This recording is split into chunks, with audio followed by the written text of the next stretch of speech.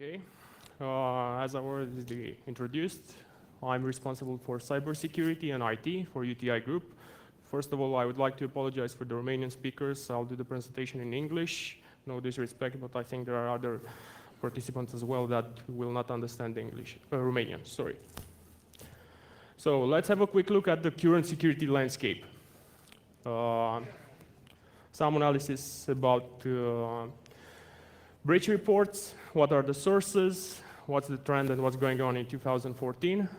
We have some reports, including October this year, and what we can do. Good. How do breaches occur? 52% of the sources, as you can see, some sort of hacking. 76% of them, misconfiguration, lazy people, next, finish, and you end up leaving critical infrastructure vulnerable.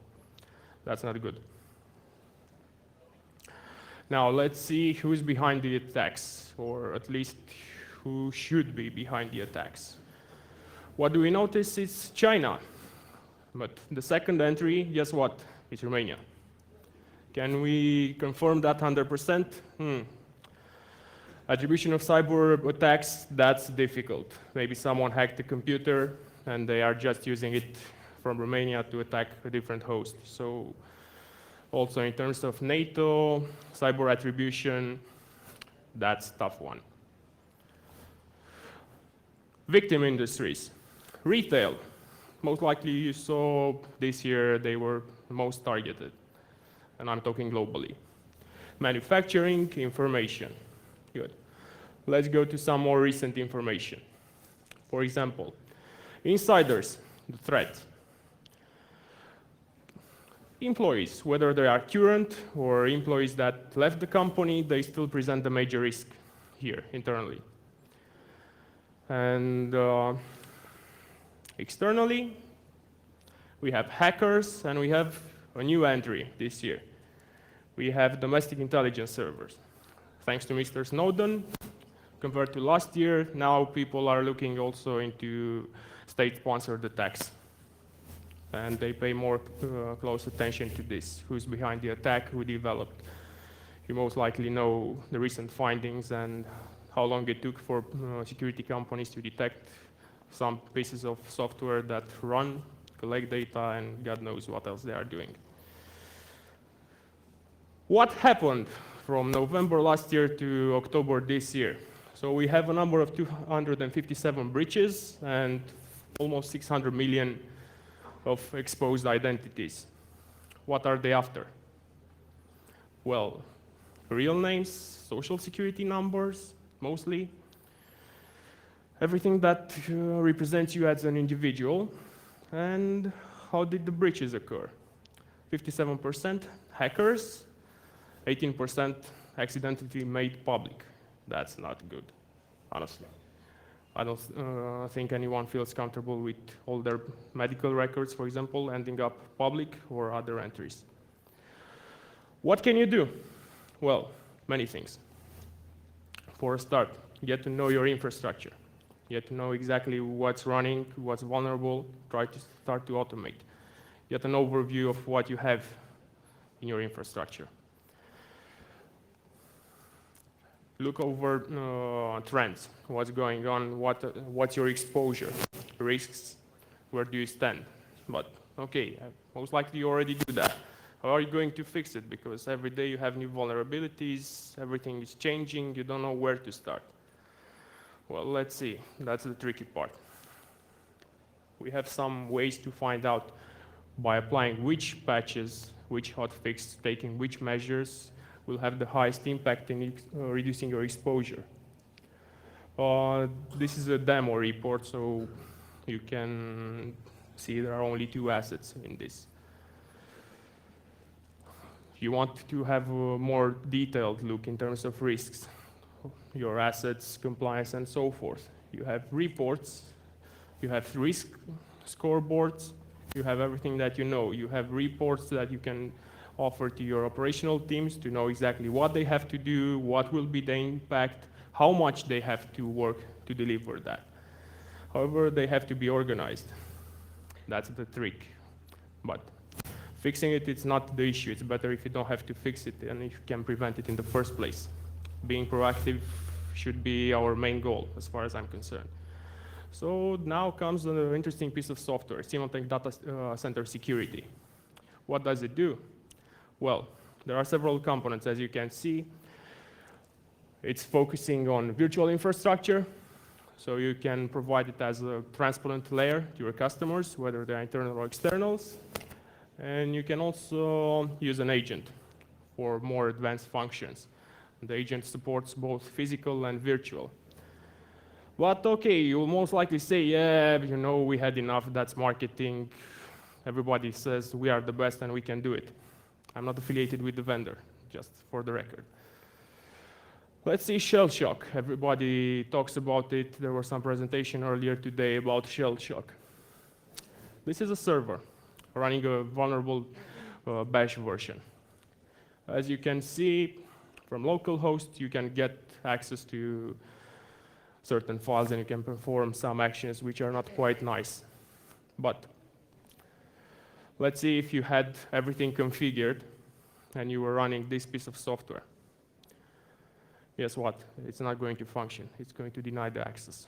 The vulnerability is still there. I'm not going to say that you are covering 100%. And to get here, you need to be very well organized. You need to have some standards set. You need to know exactly how you are going to configure your assets, where they are going to be grouped, whether they are front-end, back-end servers, because this way you can make sure that everything is deployed properly, and when you want to do a critical update, you are not going to do the rollout in a number of days, but it's going to be instant. So preparing to have everything organized, it's key. Everything should have this, and to keep in mind. If you have, for one company, if you have, let's say, 3 servers running different versions, nothing is standardized, then it's going to be pretty challenging. Start doing this, because the longer you postpone, the harder it's going to be to get there. And some interesting session. Now it would be the demo part. Let's see.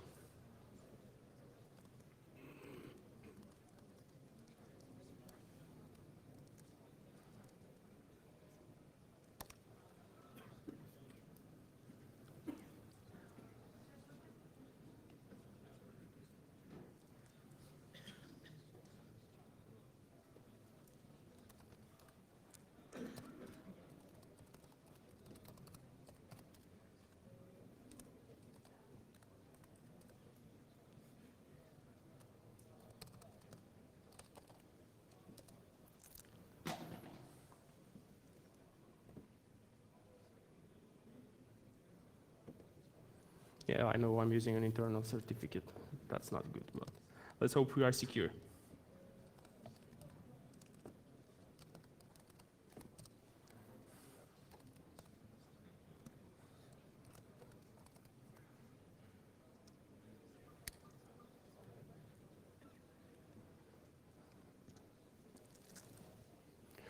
Okay, this is the image I was showing you earlier. So what you can see is how risk evolved over time. And you can also define your sites. So basically, if you have multiple customers, you can define the customers, you can define the sites, you can schedule jobs, you can automate, you can have reports delivered, you can look at vulnerabilities.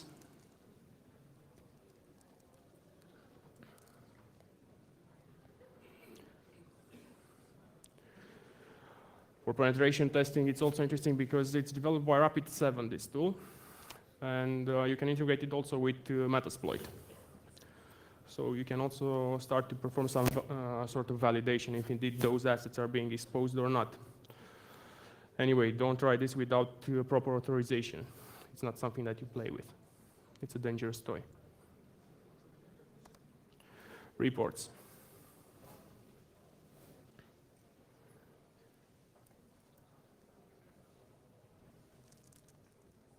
You can create your new reports. You have a number of templates, audit, baseline comparison, for example, if you have to comply with certain industry standards and regulations. highest risk vulnerabilities, an executive overview, and many others. You also have a ticketing interface where you can assign incidents and see exactly how they are going to be solved, when, and so forth. One step further.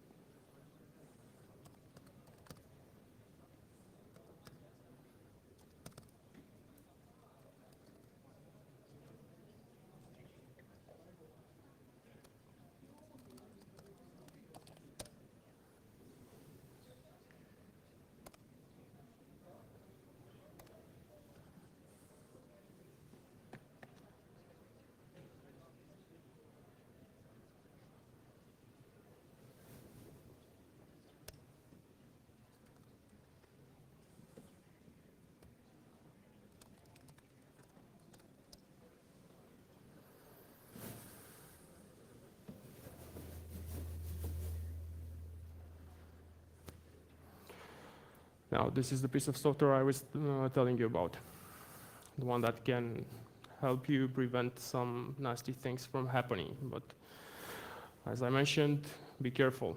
You really need to know what you are configuring and how, because if I'll give you the simplest example, you have maybe some custom ports used for public services, like this one, for example, 8081, which is not a commonly used port. If you set the rules and you don't include it, guess what? The service is not going to work anymore.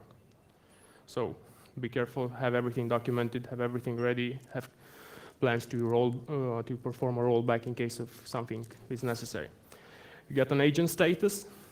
You can see there are 2 online, and they are looking good. You can do prevention, detection. You can monitor also if some files have been changed, and you can prevent all that from happening. Let's look at the assets.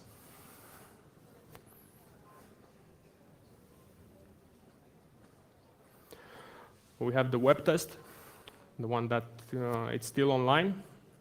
And my challenge for you will be, if you are interested, try to retrieve the password file for this one and send it to me. First one that sends the email to me will get a prize. You have the policies. You have everything that was set.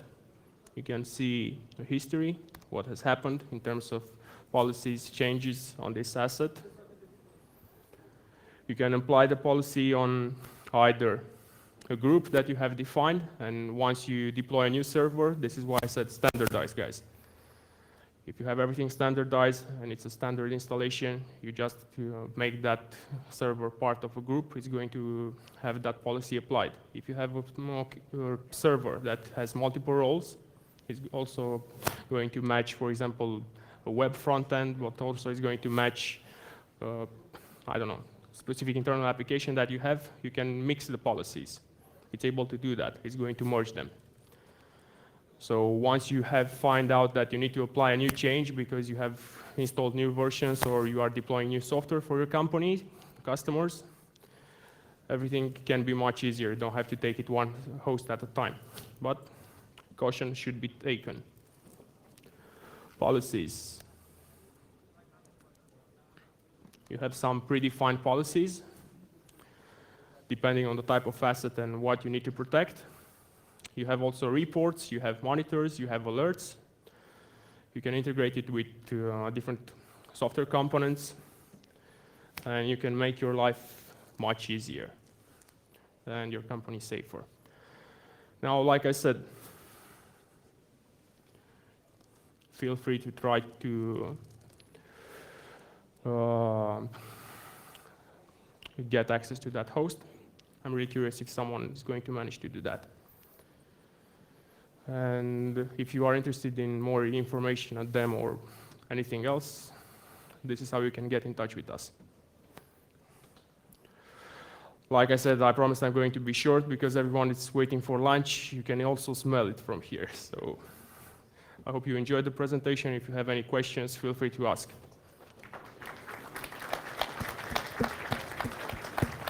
Thank you so much. Question? Okay, we'll go and we'll talk about this over lunch. Yeah. Thank you so much. And